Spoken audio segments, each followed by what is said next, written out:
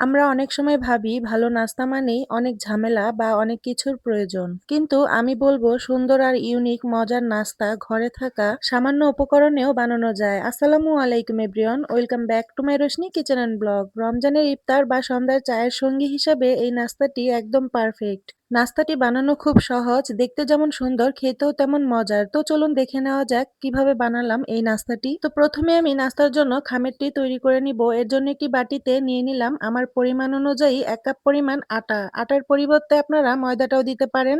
আর দিয়ে দিলাম ১ চা চামচের মতো কালো জিরে। কালো জিরেটা দেওয়ার ফলে নাস্তাটি দেখতে খুব সুন্দর লাগবে।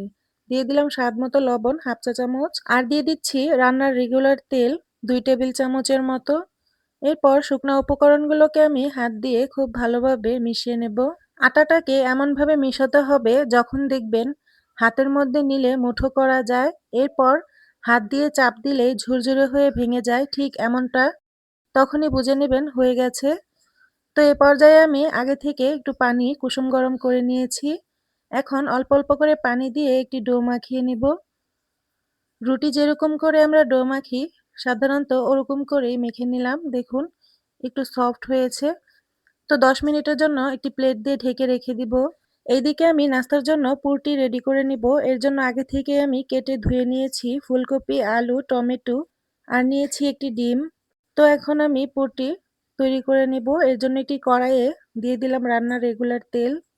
এখন দিয়ে দিচ্ছি আগে থেকে কেটে রাখা পেঁয়াজ, কাঁচামরিচ কুচি। তো তেলের সাথে এখন একটু নেড়েচেড়ে মিশিয়ে নেব। যেহেতু এখানে ডিম দিব নাস্তার পুরের মধ্যে, তাই আমি সুন্দর একটি ঘ্রাণের জন্য দিয়ে দিচ্ছি একটা তেজপাতা, এক টুকরো দারচিনি, একটা এলাচ আর একটি লবঙ্গ। এখন নেড়েচেড়ে পেঁয়াজটাকে গোল্ডেন ব্রাউন করে ভেজে নেব।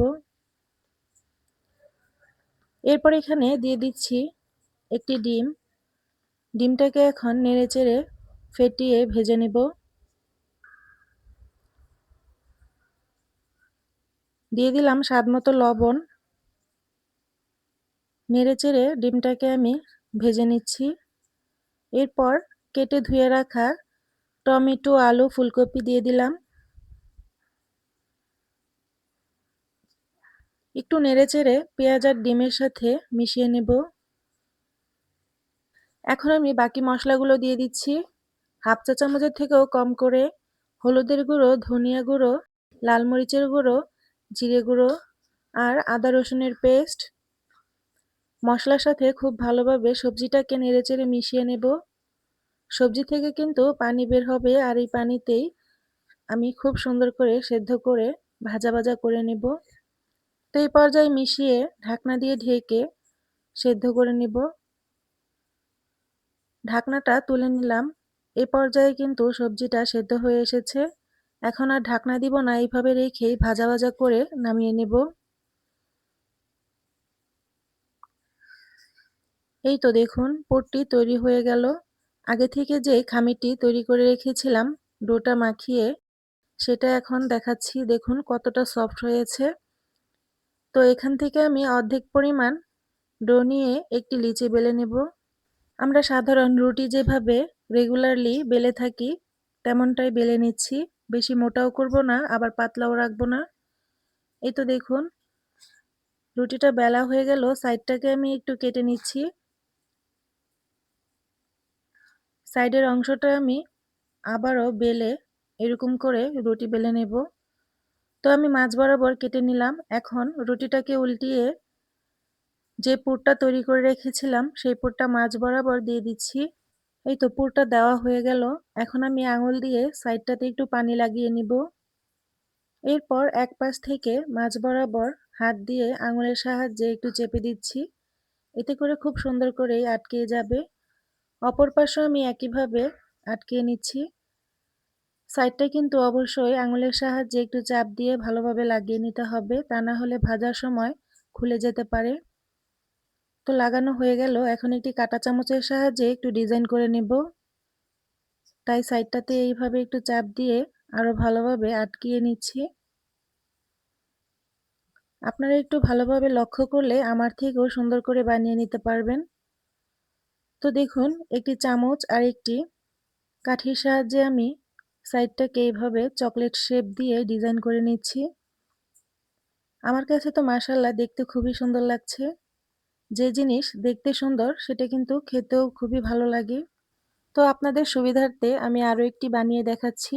একইভাবে কিন্তু রুটিটাকে উল্টিয়ে মাঝ বরাবর পুরটা দিয়ে সাইডটাতে একটু পানি লাগিয়ে এক পাশ হতে আরেক পাশ ভাঁজ দিয়ে আঙুল দিয়ে চাপ দিয়ে কাঁটা চামচ দিয়ে ডিজাইন করে নিচ্ছি।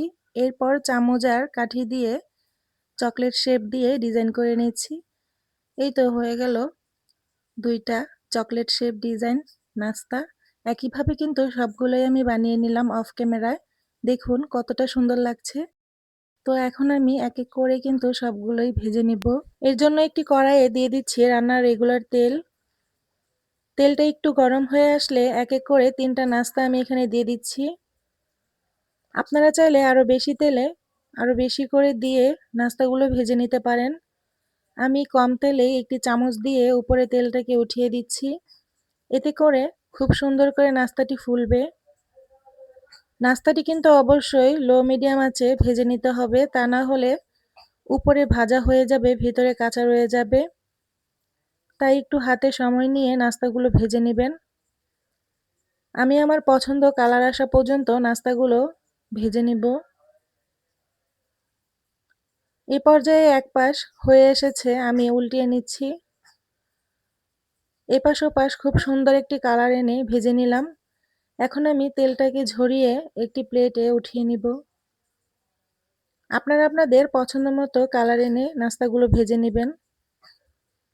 এই তো দেখুন ৩ টা নাস্তা ভাজা হয়ে গেল। একইভাবে আমি আবারও ৩ টা নাস্তা দিয়ে দিচ্ছি।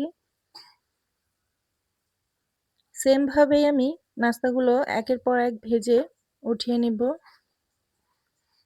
আপনাদের আমি পরপর ৬ টি নাস্তা ভেজে দেখালাম। অফ ক্যামেরা আমি সবগুলো নাস্তা ভেজে নিয়েছি। দেখুন মাশাআল্লাহ কতটা সুন্দর কালার এসেছে। নাস্তাগুলো দেখতে যতটা সুন্দর খেতেও কিন্তু ভারী মজার। আপনাদের একটি নাস্তা ভেঙে দেখাই। দেখুন মাশাআল্লাহ উপরে কতটা ক্রিস্পি আর ভিতরে পুরে ভরা। তো কেমন হলো আমার আজকের এই নাস্তার রেসিপি অবশ্যই কিন্তু কমেন্টে জানাবেন। আর প্লিজ লাইক দিতে ভুলবেন না। দেখবেন যে জিনিস সুন্দর সেই জিনিসের দিকেই কিন্তু চোখ পড়ে বেশি। সেটা খাবার হোক বা অন্য কিছু। যদি নাস্তার রেসিপিটি ভালো লাগে বাসায় একবার ট্রাই করবেন। আশা করি অনেক ভালো লাগবে। আর ভিডিওটি শেয়ার করে চ্যানেলটি সাবস্ক্রাইব করে পাশেই থাকবেন। আজকের মতো এখানেই বিদায় নিচ্ছি। আল্লাহর রহমতে সবাই সুস্থ ও ভালো থাকুন। আল্লাহ হাফেজ।